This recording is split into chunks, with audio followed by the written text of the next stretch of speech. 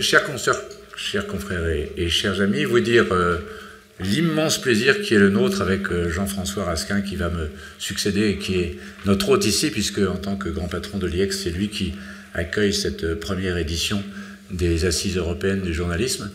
De vous dire l'immense plaisir qui est le nôtre, puisqu'après plus de 3 années à rêver ce rendez-vous des journalistes des 27 pays de l'Union, eh bien, la pandémie ayant un peu chahuté le calendrier, nous y voici enfin, on peut sonner les 3 coups et vous dire que ça y est, nous voilà, ayant atteint notre objectif que nous avions rêvé avec Nordine Nabili, ici présent. Quelques mots simplement pour vous rappeler les 15 ans de gestation avant d'arriver à ce moment. Une gestation un peu longue, me direz-vous, mais elle démarre en 2006-2007 quand nous créons avec un certain nombre de confrères et de consoeurs l'association Journalisme et Citoyenneté avec l'idée de bâtir un rendez-vous annuel pour rassembler tous les acteurs de l'information. Tous les acteurs, ça veut dire évidemment les journalistes, ça veut dire les étudiants en journalisme, ça veut dire les enseignants, les chercheurs autour du journalisme, mais aussi évidemment les éditeurs, les patrons de médias sans lesquels la trilogie de l'information ne fonctionne pas, et les citoyens, acteurs essentiels du débat sur la qualité de l'information, pour dire voilà comment chaque année nous pouvons bâtir un rendez-vous qui rassemble ces communautés pour débattre ensemble des conditions de production d'une information de qualité. Voilà le projet initial. La première édition s'était tenue à Lille pour l'espace français francophone. Elle a ensuite été Europe oblige à Strasbourg, au Conseil de l'Europe, pendant 2 ans. Nous avons été itinérants, puis maintenant nous avons jeté l'ancre, plutôt nous sommes enracinés, puisqu'on est en terre tourangelle, depuis 7 ans à Tours. Donc nous vous donnons d'ailleurs rendez-vous en mars prochain, du 27 mars au 1er avril, pour la 16e édition des Assises du journalisme de Tours, pour l'espace francophone. Est arrivé, au fur et à mesure que ce rassemblement s'est nourri des contributions des uns et des autres, parce que c'est une aventure collective, nous avons eu de plus en plus de demandes de consoeurs et de confrères venus du sud de la Méditerranée de pouvoir participer à cet échange et à cette réflexion. Et donc en 2018 est née la deuxième déclinaison des assises avec les assises de Tunis, qui ont rassemblé dès la première édition en 2018 plus de 800 journalistes venus de 30 pays, des pays méditerranéens, pays de la contour arabe et de l'Afrique subsaharienne, pour une édition qui a marqué, je crois, les esprits, tellement il y avait une appétence à se retrouver, à échanger, à confronter, à se redonner du courage dans des conditions aussi difficiles que celles que traversent bon nombre de nos consoeurs et de nos confrères sur la rive sud de la Méditerranée. Il y a eu la 2e édition en mars dernier qui a porté encore tous ces espoirs, et nous nous retrouverons en novembre prochain pour la 3e édition des Assises de Tunis. Donc voilà, 2e espace de dialogue et de rencontre après l'espace français qui se dessine sur la rive sud de la Méditerranée. Et puis, j'en profite d'ailleurs pour dire qu'une 50aine de nos confrères et de nos consoeurs du sud de la Méditerranée sont présents ici aujourd'hui pendant ces 2 jours à Bruxelles, et je les salue et les remercie d'avoir fait le déplacement pour enrichir cette réflexion. Et puis donc, il y a 3 ans, cette idée évoquée avec Nordine Nabili et puis toute l'équipe de l'IEX, de dire, mais après tout, ce rendez-vous ne serait-il pas pertinent et nécessaire dans un espace démocratique aussi important que l'espace européen, 27 pays qui ont en commun des valeurs, des législations, on en parlera pendant 2 jours, qui se connaissent peu ou mal, qui connaissent mal leurs écosystèmes, qui sont souvent plutôt dans leur logique d'État-nation, et qui ont pourtant tant de choses à dire ensemble sur les valeurs du journalisme. Donc cette idée de dire, et si nous bâtissions un 3e espace européen pour dire ce qui nous rassemble, dire ce qui nous distingue, dire ce qui pourrait nous faire progresser ensemble, est né là, et nous y sommes ce matin. Donc c'est un moment évidemment d'émotion que de créer ce 3e espace. Je ne vais pas être beaucoup plus long à ce stade, puisque Jean-François va vous présenter cette contribution dans laquelle ces équipes ont été essentielles. Et puis je donnerai ensuite la parole à toutes celles et ceux qui ont bien voulu ouvrir ce débat, qui sont pour nous importants. Maya Sévère, la présidente de la FEJ, la Fédération européenne des journalistes, Dimitri Muratov, prix Nobel de la paix, Novaya Gazeta, et puis notre président d'honneur, Jean-Marie Cavada, qui nous fait l'amitié et le plaisir d'être ici pour clôturer cette introduction aux assises. Jean-François, c'est à toi.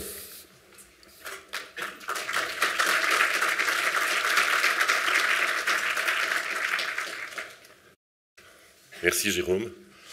Mesdames et messieurs, en vos qualités et fonctions, chers collègues, chers amis, au nom de l'IEX, je vous souhaite la bienvenue dans nos locaux à ces premières assises européennes du journalisme qu'organisées avec nos amis français de journalisme et citoyenneté.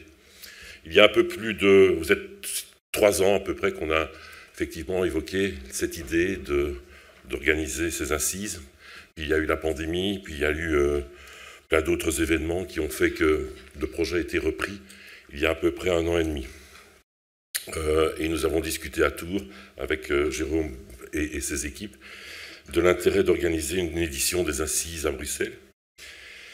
Et nous avons répondu positivement, même si je dois vous dire que les délais et la mise en œuvre, la mise en place de l'organisation m'ont un peu effrayé. Mais Jérôme y a toujours cru. L'expérience, sans doute, de 15 années d'assises à Tours et à Tunis ont fait que finalement les choses se sont déroulées de la meilleure manière possible. Et vous êtes nombreux aussi, vous êtes inscrits pour ces 2 journées de réflexion autour du métier de journalisme, de son avenir, de sa singularité aussi au cœur de l'espace européen. Merci aussi à celles et ceux qui viennent de l'autre côté de la Méditerranée et qui nous ont rejoints pour ces 2 journées-ci. Je vois d'ailleurs ici des visages connus, des visages amis, qui sont aussi confrontés, aussi bien que nous, à la difficulté du métier, et parfois plus encore chez eux que chez nous. Votre présence est la preuve aussi de l'intérêt et de l'urgence aussi de pareilles rencontres.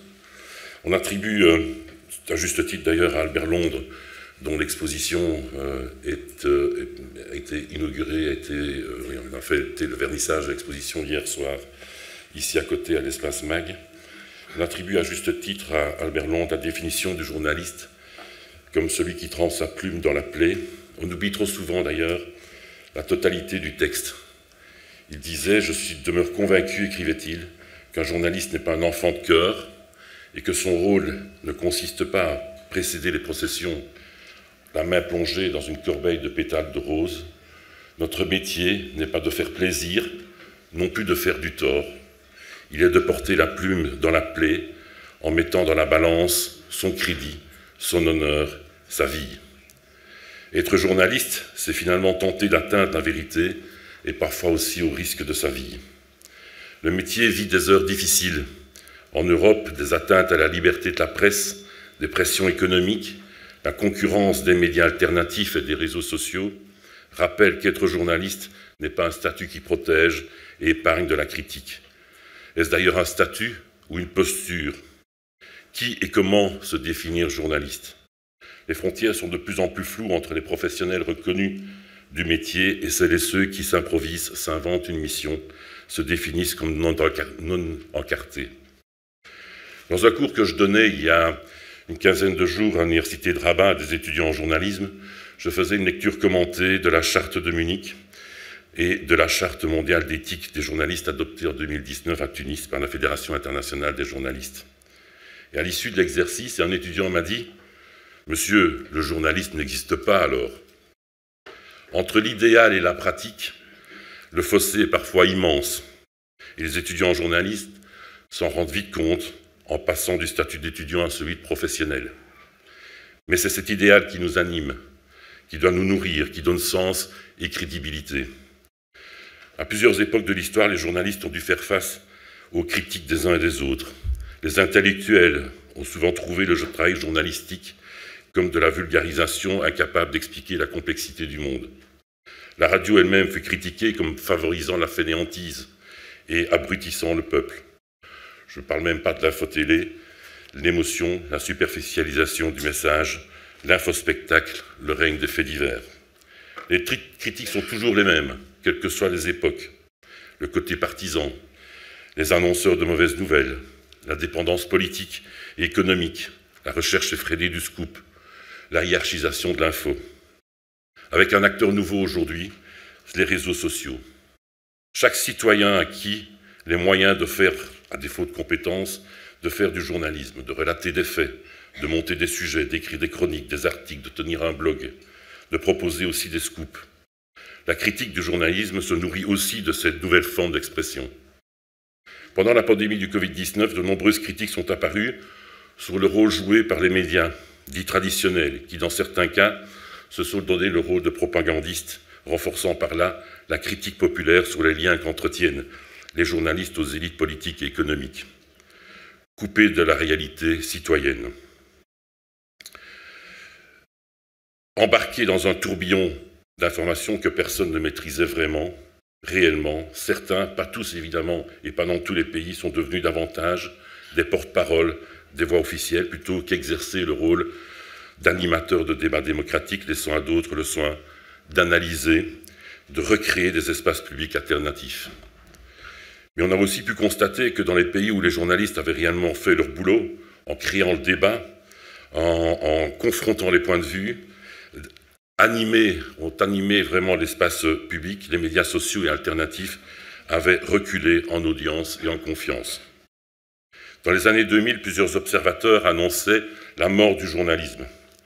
Aujourd'hui, on se plaint davantage qu'il y en ait trop d'infos, trop de sujets, trop pour tout lire, trop pour tout voir, trop pour tout entendre, trop. Une surabondance qui donne parfois l'impression que l'on ne maîtrise plus rien, que l'on n'en sait rien. De nouvelles formes de journalisme aussi sont apparues. Journalisme constructif, journalisme de persuasion. Notre excellent confrère et ami québécois, le professeur Marc-François Bernier, qui est professeur à l'Université d'Ottawa, relevait plus d'une dizaine de formes différentes de journalisme aujourd'hui. D'autres encore tentent de se renouveler et de mettre en place des stratégies de relégitimation. Je suis convaincu, moi, que le journalisme a un bel avenir devant lui s'il se donne la capacité et les compétences d'investiguer. Si on lui donne les moyens aussi et les protections de faire son job. Trop de journalistes sont aujourd'hui menacés, intimidés, y compris par voie judiciaire, voire perdent la vie parce qu'ils font simplement leur métier. Si les autorités compétentes mettent aussi des limites et une régulation efficace au contenu en ligne illicite prônant la violence, le racisme, diffusant des fake news, ennemis finalement de la liberté de la presse. Toute l'énergie mise en place par les médias aujourd'hui pour traquer les fake news sur les réseaux sociaux, c'est autant d'énergie non utilisée à l'investigation, à d'autres sujets qui seraient aussi, si pas plus utiles. Je suis convaincu que l'Europe a un rôle fondamental en réaffirmant l'absolue liberté de la presse qui doit être une des conditions fondamentales pour faire partie à part entière de la famille européenne. Qu'elle doit condamner sans équivoque toute ingérence dans le travail journalistique, qu'elle vienne des pouvoirs publics ou des industriels des médias. Je suis enfin convaincu qu'il faut lire et relire les chartes de déontologie, pas comme un manuel de pratique, mais comme un idéal à ne jamais perdre de vue. Un jour, un journaliste a demandé à Joseph Kessel, autre très grand reporter, ce qu'il pensait de la liberté. Joseph Kessel lui a répondu par cette phrase « nécessaire comme la respiration ». Merci beaucoup.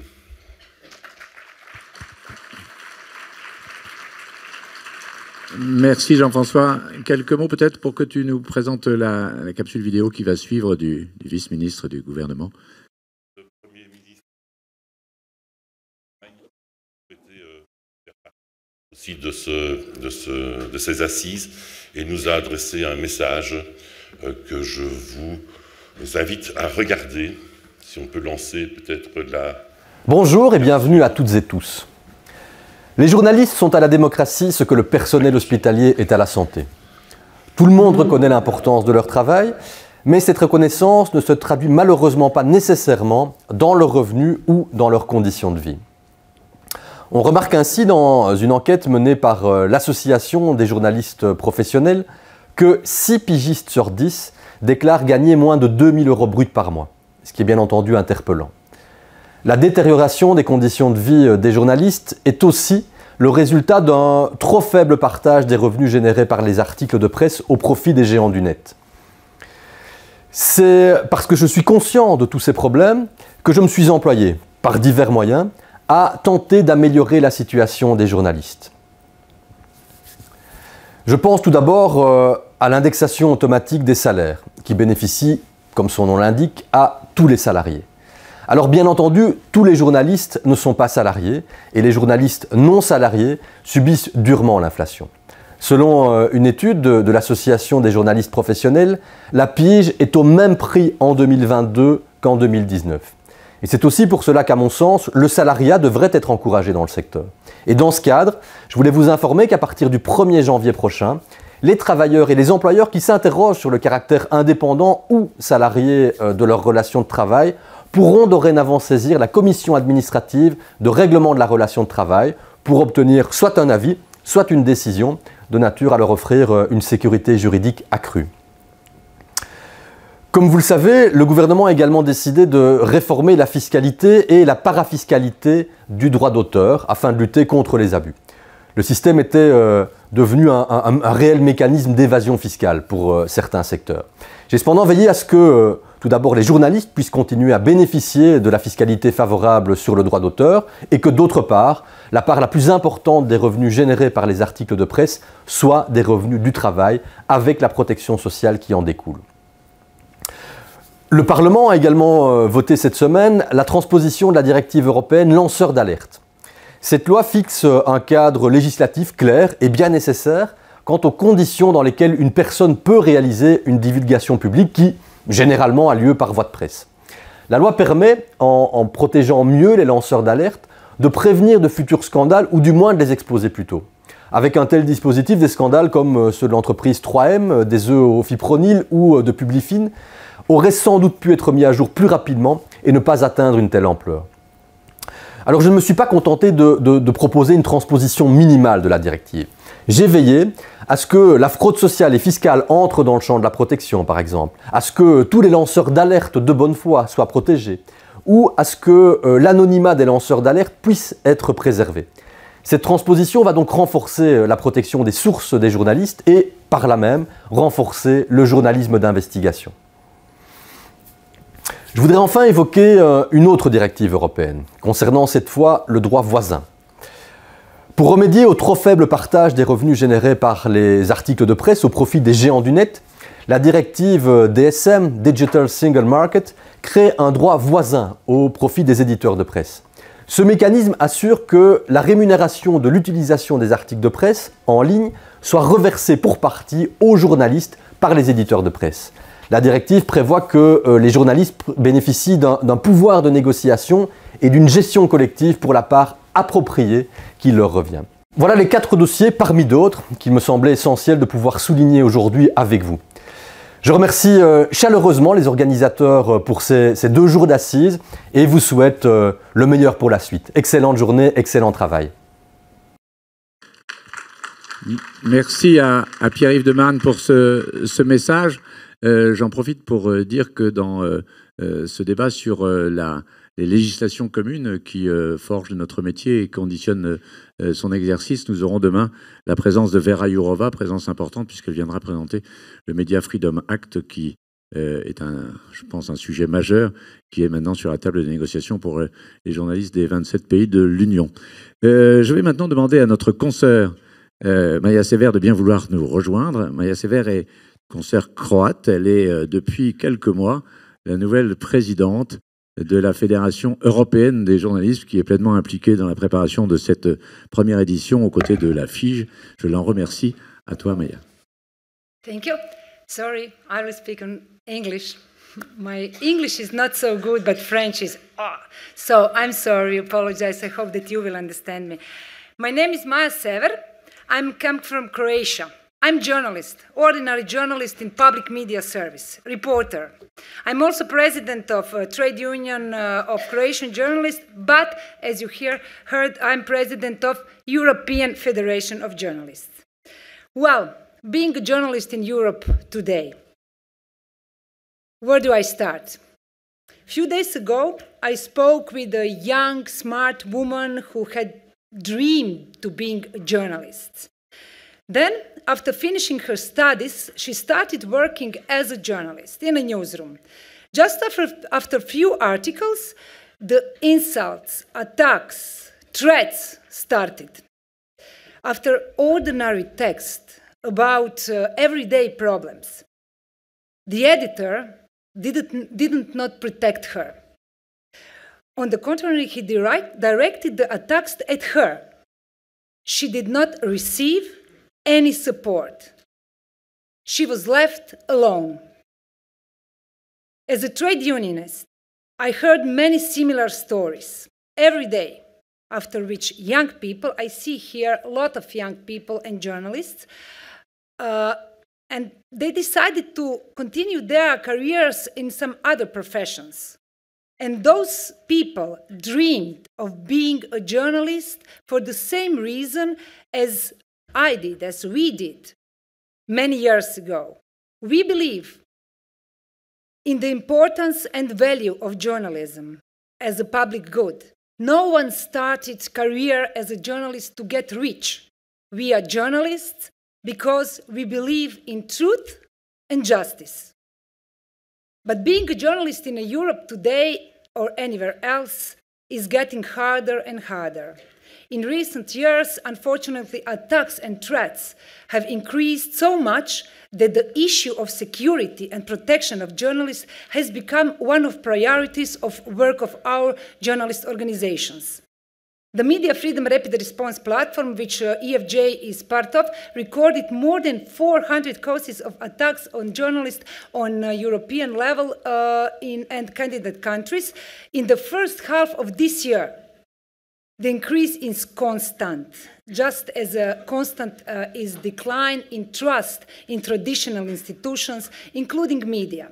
Journalism is no longer perceived by many as a vital public good. Although global crises such as the war in Ukraine and pandemic have led to peak the news consumptions, interest is no longer so stable, even in liberal democracies. According to the Reuters Institute report, this rise of mistrust, in particular pronounced in governments regularly in Central and Eastern Europe, where oligarchs close to the ruling party control much of the media, where governments regularly withdraw advertising from publications they don't like. And let's add to that political pressure, non-transparent media ownership, poor working conditions for media workers, weak protections of worker rights, weak protections of authors' rights, threats, pressure with SLAPP lawsuits, lack of fund for journalism. And that is a part of the answer on the question, what is like to be a journalist in Europe? But that is why it's so important that we are all here today, working together, strengthen solidarity, defend quality professional journalism. Many of our colleagues have become war reporters overnight, and the lives of colleagues in Ukraine are in danger every day. Many have lost their life or disappeared. Overnight, our work turned into fundraising for helmets and bulletproof vests, an attempt to train colleagues going to war zones, but also for further fight for ethical standards and independent quality journalism. There is no European country where journalists are not exposed to attacks and their safety is not threatened. Likewise, there is no European country where journalists are not under attack of SLAPP lawsuits. The joint pressure of many journalistic organizations contributed to the European Commission proposing a directive and recommendation on SLAPP. And when I talk with our colleagues about the problems, most of them say that the hardest problem is the pressure of lawsuits. It is shortest path to self-censorship or censorships. So I also urge you to get involved and demand for implementation of European directive and recommendation about SLAPP on the national level. It's very important. SLAPP suits will not disappear by themselves. People who raise malicious claims to restrict freedom of expression by intimidating and discouraging journalists for publishing information of public interest will not one day say, oh, okay, it's not fair. They do it because they can. They want to destroy free journalism. That's why we must fight together to ensure the legal framework to stop SLAPP, change the national legislation to prevent abuse of the judiciary restricting media freedom. I believe also that a European Media Freedom Act is an important step. In my daily work, I often witnessed attempts by governments to interfere with media, undermining their independence. We read about those attempts and problems in most media environments in Europe, year after year, in report Rule of Law. Rule of Law, which is why we welcome the regulation proposal as another attempt for the media to resist political pressure and release pressure from advertisers. Current threats to media freedom and pluralism, combined with the rise of disinformation, show that the European Commission was right when it proposed the law on media freedom. Journalism is a public good, and when the free market can no longer sustain quality journalism, the state must ensure the survival of journalism. But if the European Media Freedom Act wants to become effective in the fight to guarantee media pluralism, protect the rights of journalists, their labor rights, ensure editorial independence from the influence of commercial and political interests, it should step up its efforts to increase transparency of media ownership with clear rules instead of soft legal recommendation. Introduce rules that regulate all financial relations between the state and the media and remove the limitation of transparency of state advertising for more than 1 million inhabitants. It has to guarantee the independence on national regulators as well as independence of the European Media Service Committee, and measures against surveillance of journalists should be expanded. A general guarantee for the protection of sources should be provided. European Media Freedom Act is a great idea, but we expect improvements and we need to work together, again, to convince our national governments and the European institutions to improve the law. But this act is also just a document. Hopefully, one day it will become important for all of us, for all journalists in Europe.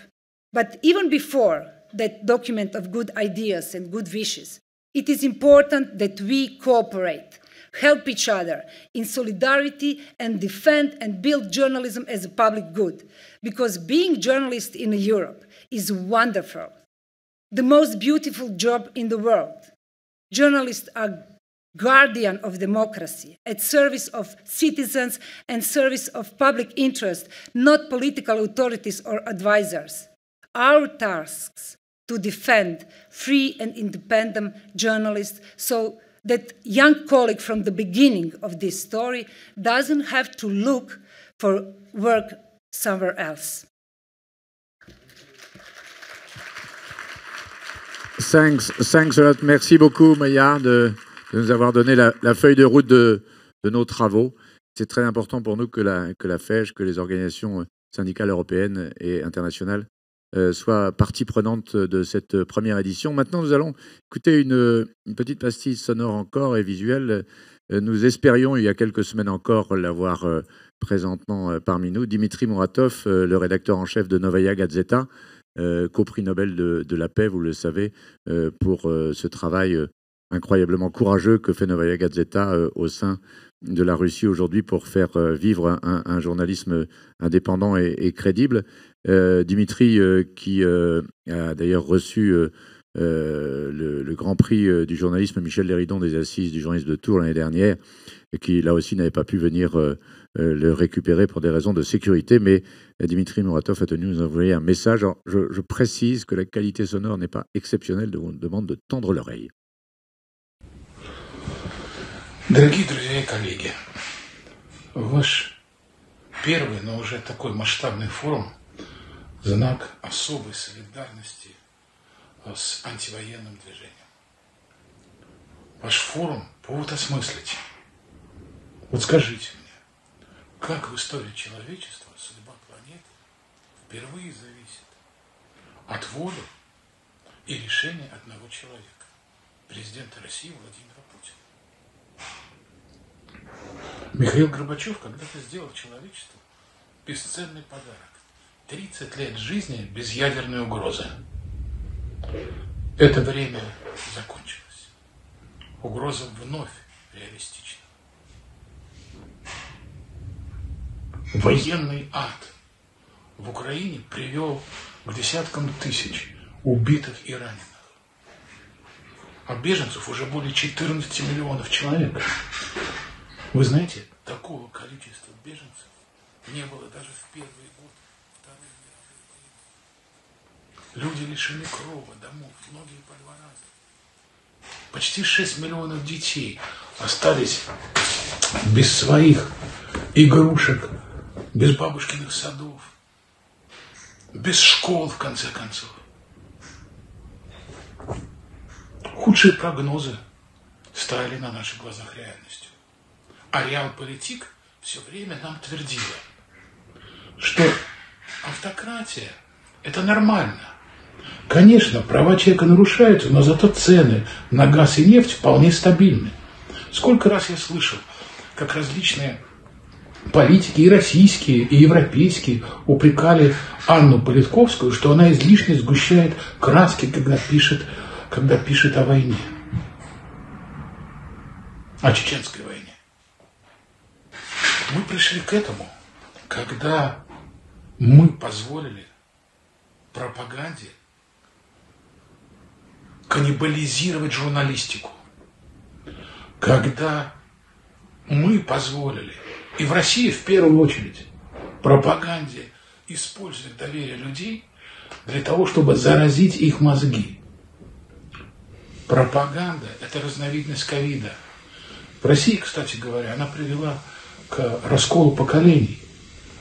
Если большинство молодых людей не поддерживает военные действия России против Украины, то большинство людей старшего поколения поддерживает. Они привыкли верить телевизору, они привыкли верить государственному слову. Все телевидение в Российской Федерации государственное. И пропаганда стала для них новой религией. Теперь в углу вместо иконы стоит экран. Но у меня еще сохраняется надежда на смысл нашей профессии. На то, что высокие стандарты журналистики сумеют остановить нападение пропаганды. Спасибо, что и для этого вы сегодня здесь собрались. Тут неподалеку, в Гааге, сейчас идет суд над владельцем идеологии радио Руанда, которая называлась «Тысяча холмов». Звать его Фелисьен Кабуга. Он скрывался неподалеку, под Парижем, четверть века, даже чуть больше. Его радио организовало геноцид народа Тутси. Научно доказано, там, где радио было слышно хорошо, оно подстрекало людей к убийствам, и они шли убивать своих соседей. А там, где радиоволны принимались слабее, там жители не шли истреблять своих соседей, или шли истреблять их намного реже. Нам нужны уроки этого процесса. Мы должны освещать его со всем вниманием. Может быть, этот процесс один из самых важных для человечества после Нюрнберга. Пропаганда всегда нуждалась в монополии. В конкурентной среде она не победит. Именно поэтому, например, у меня на родине закрыто почти 300 медиа, которые не зависели от государственной власти. Многие журналисты вынуждены покинуть Россию, работать в изгнании. И я благодарен вам за то, что ваше премия в этом году «Новой газете». Это знак солидарности и поддержки со всеми журналистами, которым трудно. Ваша премия была вручена закрытой газете, я хочу напомнить. Говорят, что во время войны первой всегда погибает правда.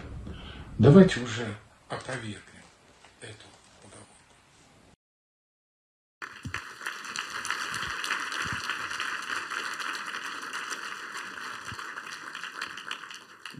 Très, très émouvant et très important pour nous que d'avoir ce message de Dimitri Muratov, puisque on a un peu l'habitude de dire, je trouve, depuis quelques mois, que la guerre est aux portes de l'Europe, elle est au cœur de l'Europe. Et cette première édition des Assises européennes de journalistes ne pouvait pas ne pas avoir pour fil conducteur ce retour de la guerre sur le continent européen. Et donc, hier soir, à l'Espace Mag, nous avions une pièce très forte, très, j'allais dire, suffocante, pour rappeler qu'il y a 20 ans, la guerre était déjà en Europe avec cette terrible guerre de Bosnie. Et que ce soir, toujours à l'Espace Mag, nous inviterons à être nombreux à la soirée spéciale que nous organisons avec l'IEX et Reporters sans frontières sur cette guerre en Ukraine, avec des journalistes ukrainiens qui seront présents. J'en profite d'ailleurs pour saluer la dizaine de concerts d'Ukraine qui sont venus de leur propre chef, si j'ose dire, nous rejoindre. Je les salue et tiens à leur dire notre solidarité, notre émotion. C'est extrêmement important, et que ce moment d'échange puisse permettre de trouver des solidarités entre nous. Et donc ce soir, je vous propose d'être nombreux pour venir les écouter, venir écouter également les consoeurs et les confrères qui couvrent cette guerre, et au risque de leur vie, mais aussi surtout au prix d'une forme de vérité, comme le disait Dimitri Muratov. Pour clore cette séance d'ouverture, je vais donner la parole à Jean-Marie Cavada, ici présent, qui a bien voulu être le président d'honneur de cette première édition. Alors il y avait une forme d'évidence pour nous à proposer à Jean-Marie cette présidence d'honneur, parce que, outre son parcours professionnel impressionnant, il n'est peu de médias qu'il n'ait dirigé en France, et j'ai eu la chance d'être un de ces modestes journalistes quand il présidait Radio France. Il a aussi voulu passer de l'autre côté de la barrière pour poursuivre ses combats, puisqu'il a le journalisme et l'Europe chevillés dans l'âme, hein. En tout cas, c'est comme ça que je l'ai toujours perçu, et qu'il a poursuivi, et d'un côté comme de l'autre, du côté du Parlement européen comme derrière les micros et les antennes, sa croyance en l'absolue nécessité d'un continent européen pacifié et démocratique. Donc c'était pour nous une évidence que Jean-Marie soit le président de cette première édition. Si tu veux bien prendre la parole, cher Jean-Marie, cher président.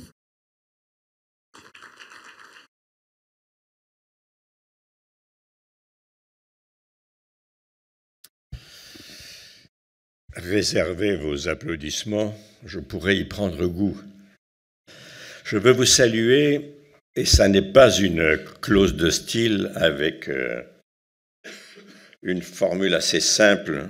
C'est vraiment un honneur pour moi que tu m'aies invité, cher Jérôme, à venir vous rencontrer et vous voir. J'aurais voulu passer les 2 journées en votre compagnie, mais malheureusement, le décès d'un ami très proche en France me rappelle demain matin à Paris pour les funérailles de cet homme qui était un homme de médias, dont je cite d'ailleurs le nom.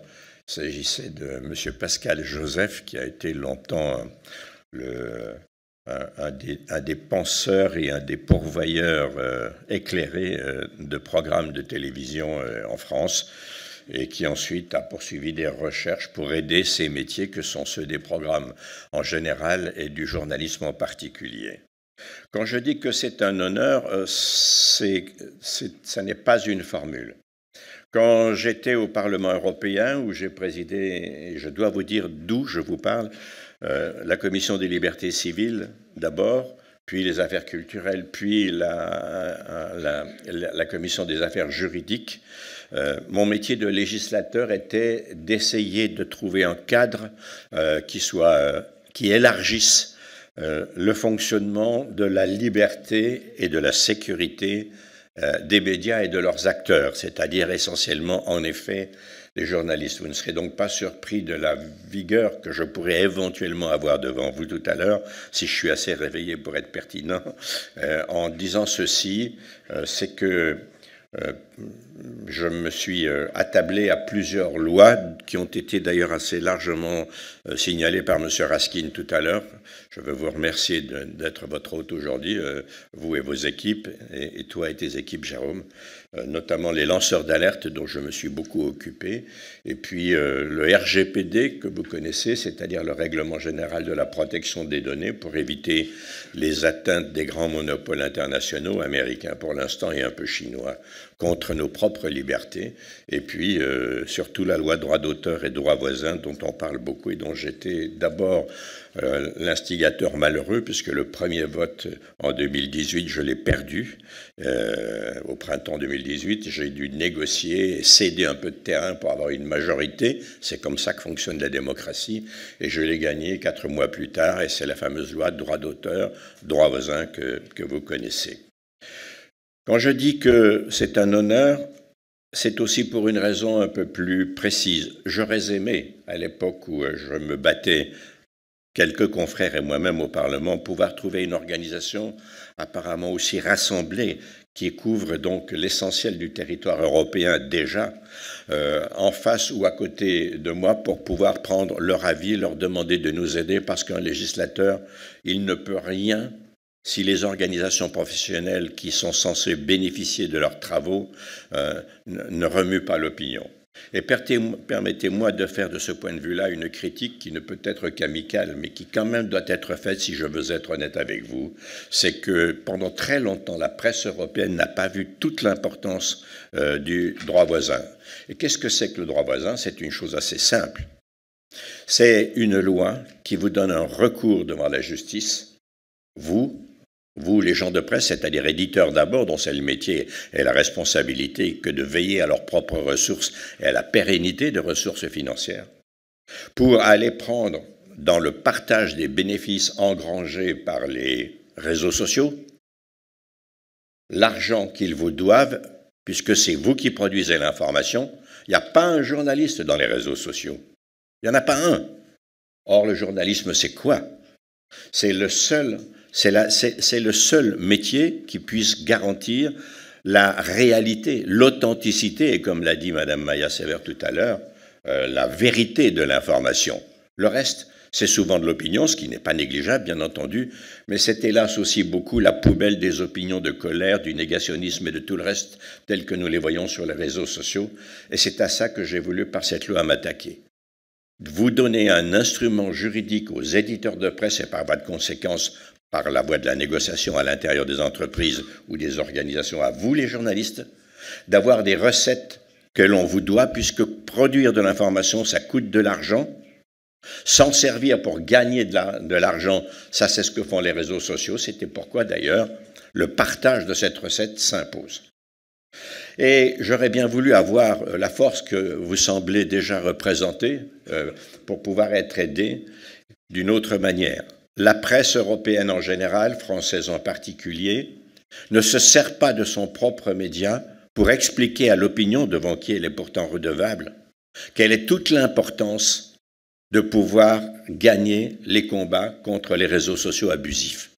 Ils ne le sont pas tous de la même manière, mais la justice de la répartition de la richesse que ces réseaux gagnent à partir de votre travail, mal payé souvent, parfois pas payé du tout, n'est pas encore là malgré cette loi. J'observe qu'en Europe, il y a à peine une vingtaine de pays qui, 3 ans après cette loi, qui date du printemps 2019, 3 ans après, l'ont transposée.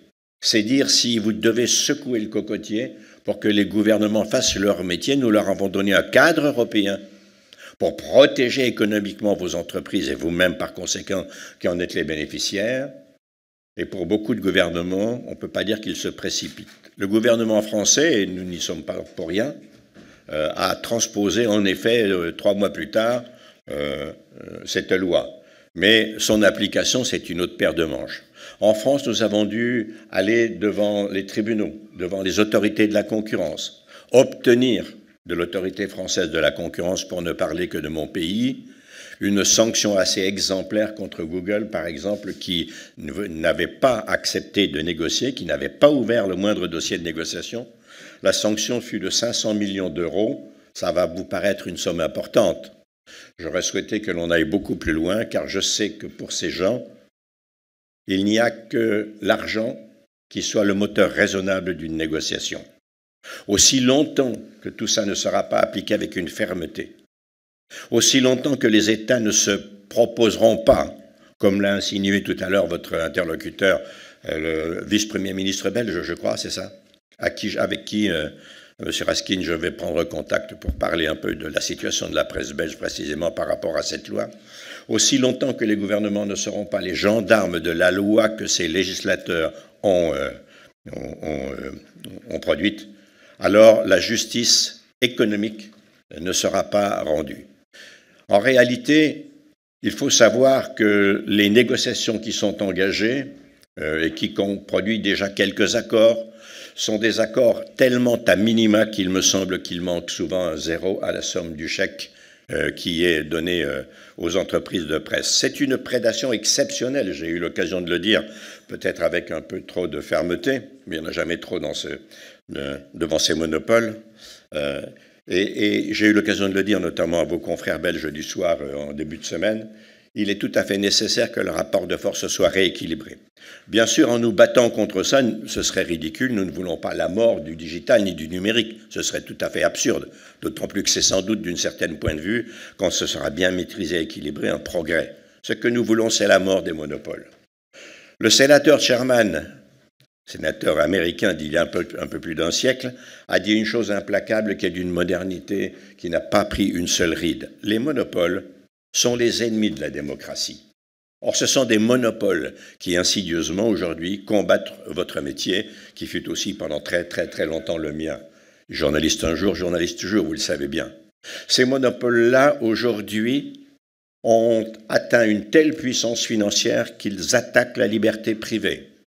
C'est pourquoi nous avons fait ce texte européen qu'on appelle le Règlement général de la protection des données, qui a inspiré d'ailleurs un certain nombre de pays, notamment l'Australie, aujourd'hui le Canada, et, depuis 15 jours, la Californie, l'État de Californie.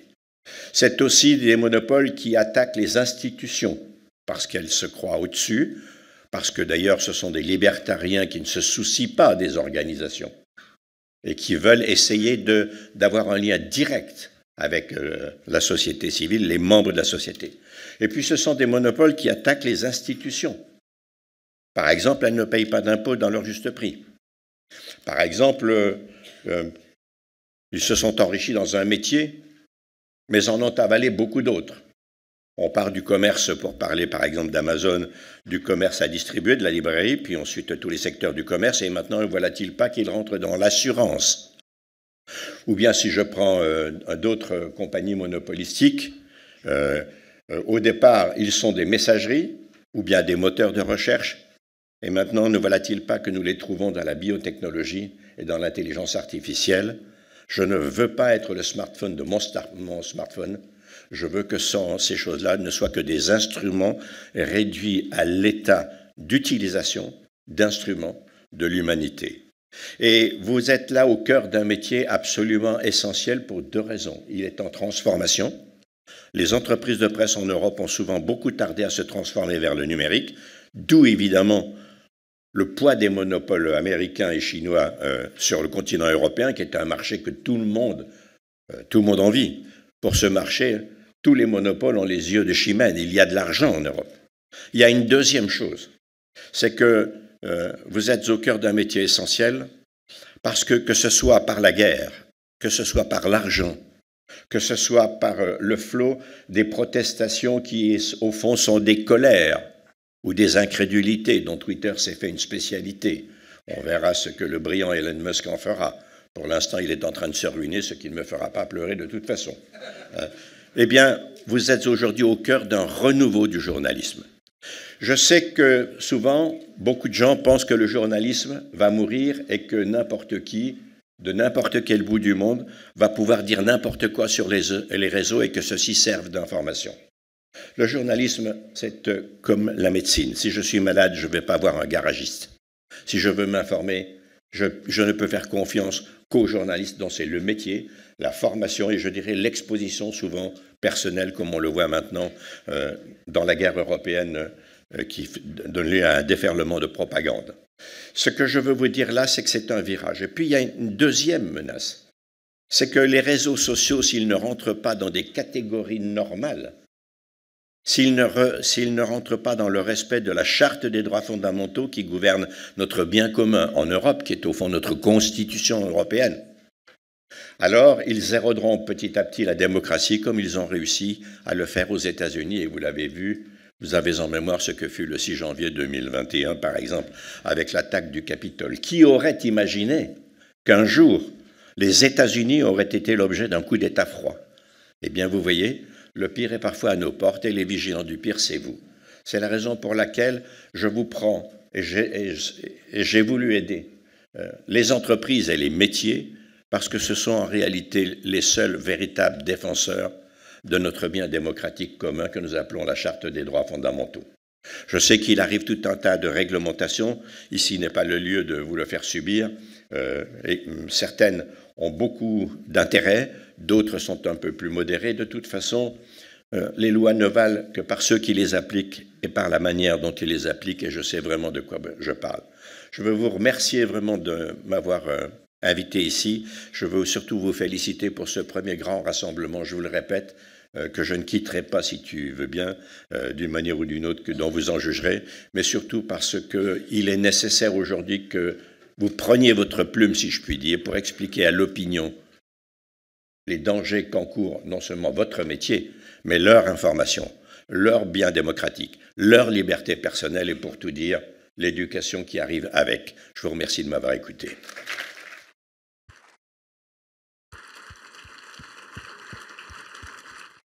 Merci, cher Jean-Marie, merci, Président. Là aussi, comme Maya Sévère, tu as donné un peu la feuille de route. On te réentendra cet après-midi dans le débat sur les modèles économiques qui garantissent la qualité de l'information, débat essentiel. Donc une dizaine de rendez-vous qui vous attendent pendant ces 2 jours ici dans cette salle. Les débats principaux sur la diversité nécessaire de nos rédactions, sur la question du genre, sur l'urgence climatique qu'on ne saurait oublier parmi nos préoccupations premières et les responsabilités journalistiques qui accompagnent le traitement de cette urgence climatique. Je ne vais pas refaire ici tout le programme. Et puis aussi les ateliers, les formations proposées par tous nos partenaires. Je vous invite à regarder ça attentivement. C'est dans la salle BV2, si ma mémoire est bonne, où vous allez pouvoir dès maintenant aussi vous rendre. Un petit mot encore avant que de donner la parole à Nordine Abili qui va ouvrir le débat principal avec cette question qui va finalement nous servir de fil conducteur. Est-ce qu'il y a un modèle de journalisme européen, un modèle de journalisme en Europe? Pour dire que c'est une aventure collective, comme je l'ai rappelé, que Tours, que Tunis, que Bruxelles, c'est une aventure collective au-delà de ce partenariat avec l'IEX. C'est merci à tous les médias qui l'accompagnent. Je vois ici Marcolin Sivera, Arte, la chaîne européenne par excellence qui nous accompagne, TV5 Monde, bien d'autres, toutes les organisations syndicales, mais aussi les équipes qui ont bossé pour que ce rendez-vous soit possible, les équipes de l'IEX qu'on a sans doute beaucoup importunés alors qu'ils ont mis d'autres choses à faire pour préparer cette édition, et puis aussi les équipes de journalisme et citoyenneté, avec un petit mot particulier, elle ne m'en voudra pas, à Clotilde Lecoz, qui est ici en train de s'agiter avec sa veste rouge, qui était notre grande horlogère en tant que responsable du développement international et qui était votre interlocutrice pour beaucoup. Donc, bonnes assises. Merci à vous, et puis on se contacte au fur et à mesure des débats, et à toi Nordine, si tu veux bien, de prendre la parole pour faire venir tes invités.